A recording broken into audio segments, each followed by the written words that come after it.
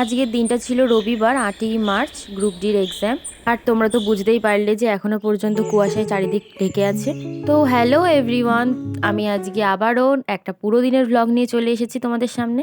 এই যে আমার এই স্কুলটাতেই সিট পড়েছিল, আমার সাথে আজকে আমার মা গেছিল আর আমরা রিপোর্টিং টাইমের আধা ঘন্টা আগেই পৌঁছে গেছিলাম। এই যে এখানে আমি বাড়ি থেকে ম্যাগি বানিয়ে নিয়ে গিয়েছিলাম, সেটাই আমি খেয়ে নিয়ে পরীক্ষা দিতে ঢুকে পড়েছিলাম। তোমাদের হয়তো প্রশ্ন থাকতে পারে যে আমি এক্সাম কেমন দিলাম, তো বলে রাখি যে এক্সাম আমার খুব ভালো হয়েছে।